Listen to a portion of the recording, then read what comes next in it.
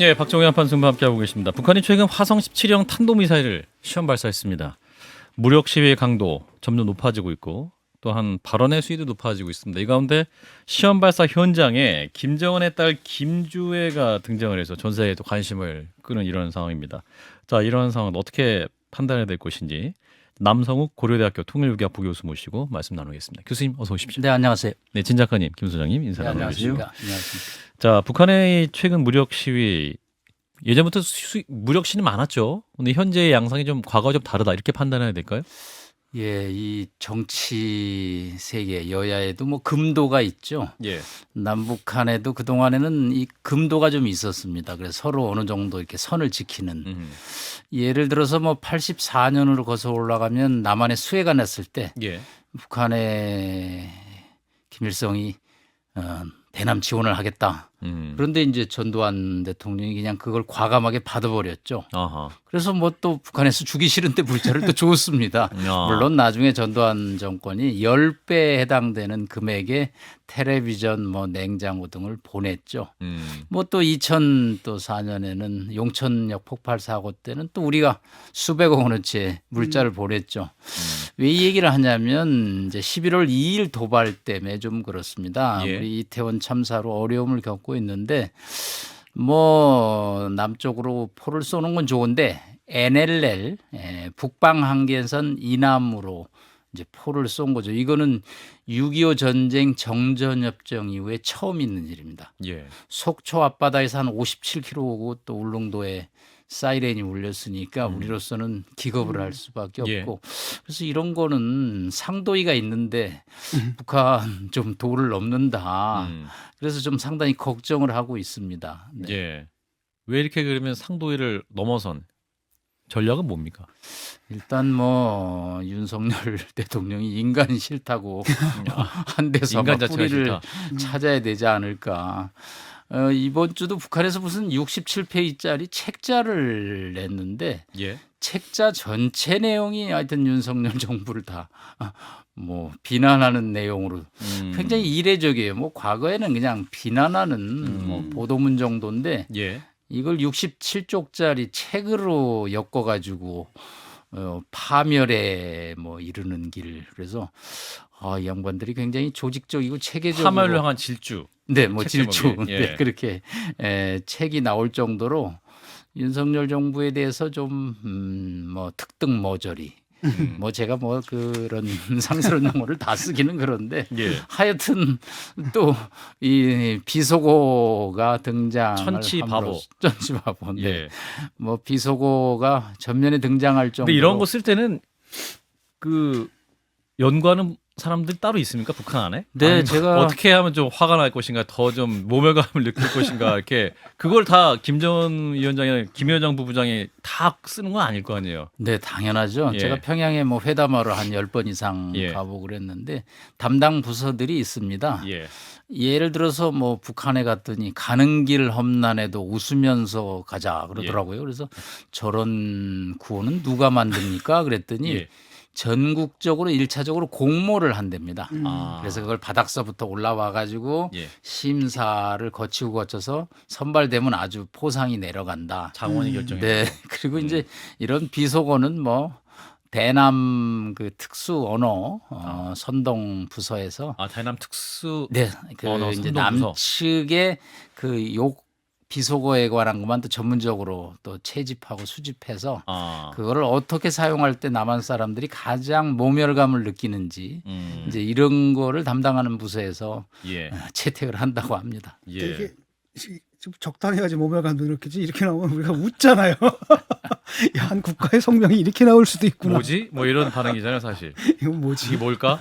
예. 저 이제 한편은 웃기기도 하지만 다른 한편에서는 특히나 서울 관역 발언 같은 경우도 그렇고 NLL을 넘어서 쏘는 것도 그렇고 지금까지 어쨌든 한반도의 평화를 유지하고자 했던 남쪽의 여러 세력들, 정치 세력들이 있었고 거기서 핵심은 북핵을 개발하더라도 자위적 성격이며 이 미국과의 교섭용이다라는 주장 이것이 일정 부분 많이 받아들여졌었는데 예.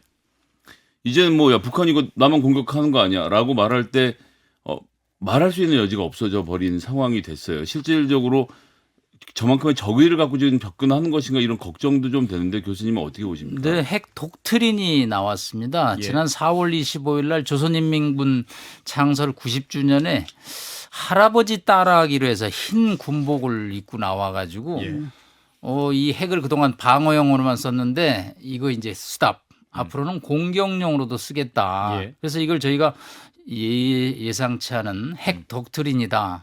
그러면서 또 9월 9일 날 추석 전날에는 핵무력 법제화라는 법으로 이걸 또 발표를 핵을 쓸 수 합니다. 있는 조건에 대한 네, 명시. 그래서 뭐 5가지 경우는 핵을 쓸수 사용한다. 있다. 그런데 뭐뭐 하는 경우, 뭐뭐 하는 경우, 뭐뭐 하는 경우인데 다 김정은이 결정하면 되는. 하고 싶을 때 쏘겠다는 얘기죠. 네, 그러니까 그래서 자세히 보면 비핵화 문턱은 낮아지고, 핵 사용 문턱은 높아지는. 예. 그러면서 굉장히 이거 우리 김 선생님 말씀한 대로 대남 위협이 이제 가시화되는 지경에 지금 이르고 있습니다. 그리고 이제 전 세계적으로 핵을 가진 나라 중에서 전쟁이 아닌 상태에서 핵무기를 쓸 수 있도록 법제화한 거는 북한이 거의 예외적인 경우 아닌가요? 네, 그렇습니다. 이거는 뭐 전 세계에 있을 수가 없는 지금 상황이죠.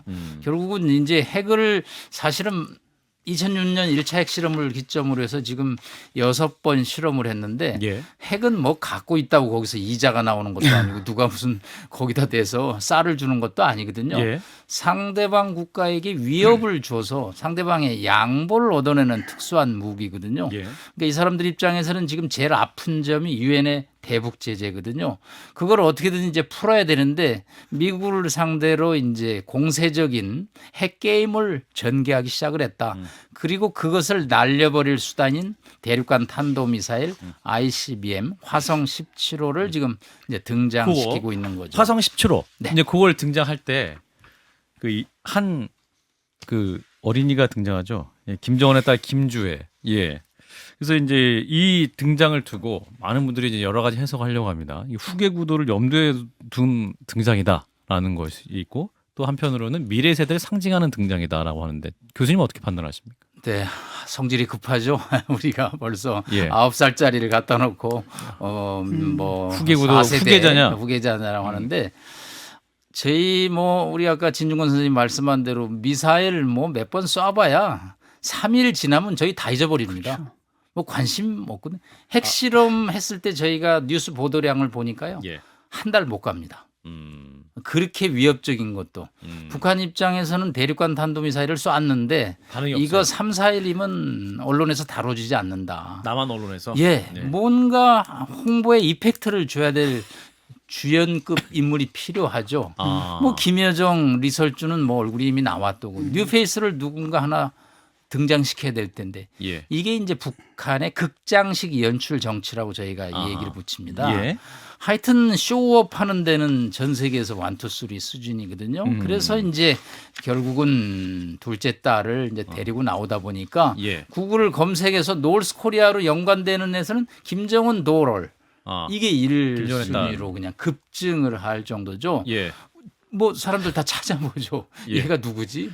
또 닮았어요. 굉장히 닮아가지고 그게 또 화제가 됐는데. 엄마 판박이죠. 예. 엄마 판박이고 둘째 날 기념사진 찍을 때는 또 예. 패딩을 벗고 이제 약간 밍크 모피로 해서 머리도 또 엄마 스타일로 하고 나니까 예. 이거 리설주 아주 판박이다. 이제 그게 더 관심이 이제 막 올라가 되는 거죠. 예. 그러면서 이제 북한 언론의 존귀하신 자제분, 존귀한 자제분. 네, 그 다음에 뭐 김 위원장이 제일 사랑하는 뭐 어. 그러다 보니까 제일 사랑한다니까 나머지 당연히 자식들도 이게 서운할 수도 있겠네요. 일라 미녀지 않습니까? 저희가 사실은 뭐 우리 애들을 키우는 입장에서 다 네가 제일 사랑해, 다 네가 제일 사랑해 이렇게 얘기를 하죠. 그런데 이제 뭐 제일 사랑한다고 하니까 바로 후계 구도. 4세대 후계 구도가 나오는데 넘어간 거. 이건 조금 너무 나가지 않나? 야. 9살짜리 사진을 보니까 이렇게 네. 커다란 ICBM이 있고 김정은이 딸 그 김주혜인가 손을 딱 잡고 있는데 소녀잖아요. 소녀가 있고 여기 ICBM이 딱 있는데 그 컨트라스트가 굉장히 대비되는 인상적이더라고요. 효과. 그래서 우리 같은 경우 그렇잖아. 아빠와 크레파스인데 저쪽은 아빠와 ICBM. 아이고 참. 예. 예. 또 그런 비유를 해주시다니. 아니 그러니까 이제 그게 또 한 측면에서는 아들을 안 데리고 나오고 딸을 데리고 나온 것이 승계 구도까지는 아니고 가족적인 이미지를 연출하려고 했다 이런 주장들도 하던데 네, 해석 어떻게 그것도 보십니까? 맞습니다. 이제 사실은 평양에 가면 굉장히 가부장적인 권위 사회입니다. 예를 들어서 북한하고 협상을 하는데 이런 방에서 예. 북한 사람들이 담배를 펴서 아주 협상을 할 수가 없어요. 그래서 1시간 만에 스탑을 하고 나가서 좀 피... 나가서 피고 와서 하자. 아. 그런데 제가 물었어요. 북한에서 여성이 담배 피면 어떻습니까? 그랬더니 그거는 한 달 동안 교화소 가서 반성문 쓰고 특수교육 받아야 된대. 그렇게 남녀의 차별이 심한데 예. 진짜 후계자는 베일에 쌓여 있죠. 저희가 아닐 제가 것이다. 여성일 정원 일은 없다. 연구원장 할 때 예. 우리 김정은이 아직 등장하지 않을 때 녹음 파일, 제 스위스 베른에서 평양으로 통화하는 녹음 파일을 저희가 들은 적이 있는데 네. 굉장히 거칠어요. 그리고 김정은의 내용이 10대 때, 10대 때. 예.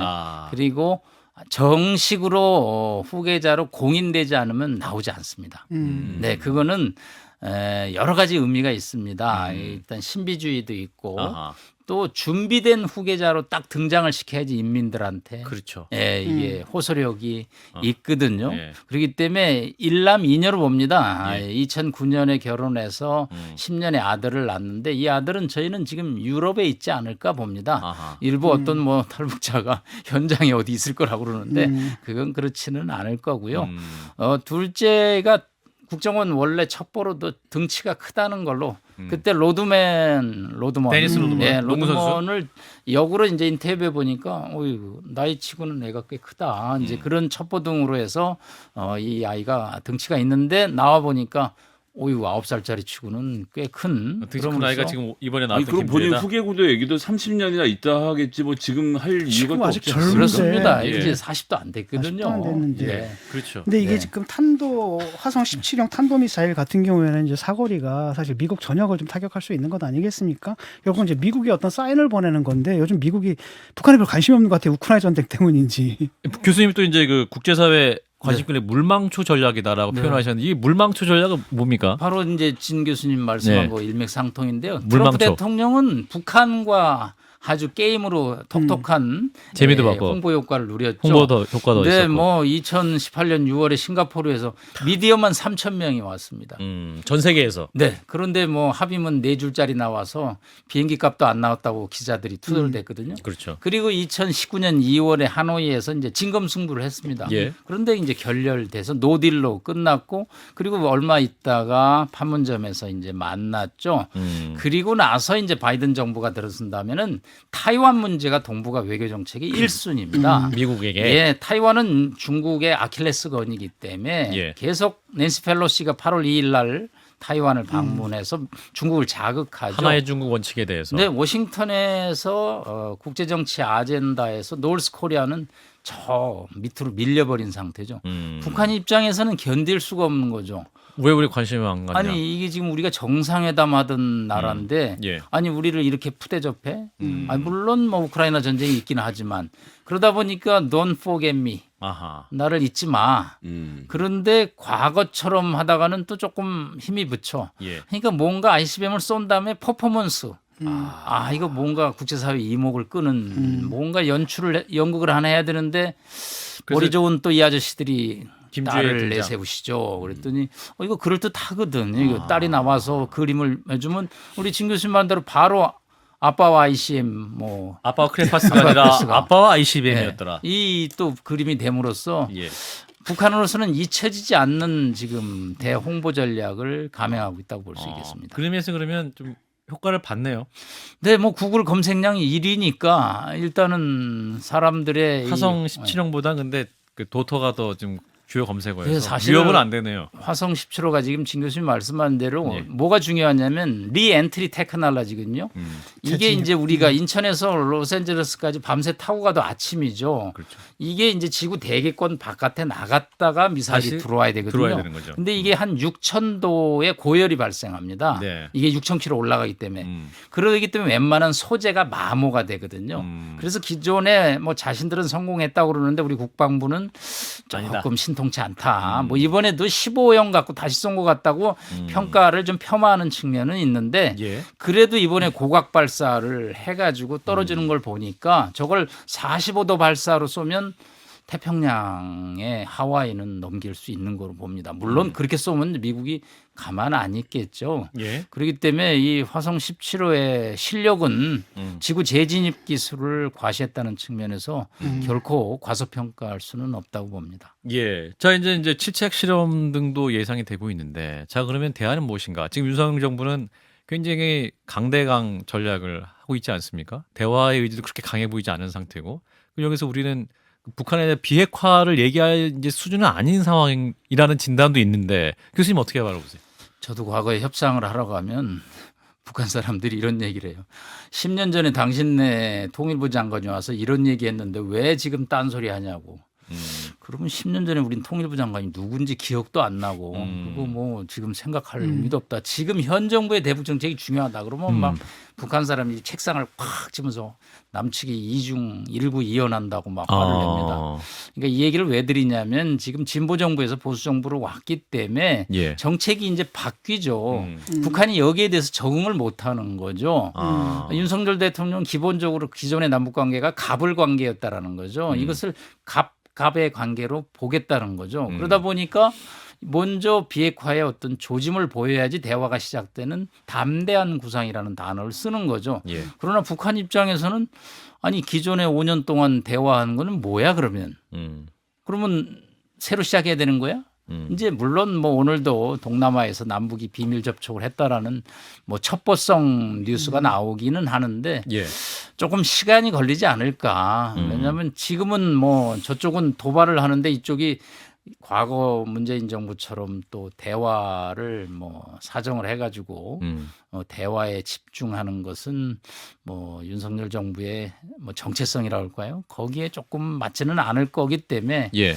이게 조금 시간이 걸리지 않을까 생각이 듭니다. 어떤 계기가 있을까요? 네, 뭐 인도적 협력 같은 일이 저는 뭐 있을 수가 있다고 봅니다. 지금 북한의 식량난이 사실은 올해 농사가 안 좋거든요. 아하.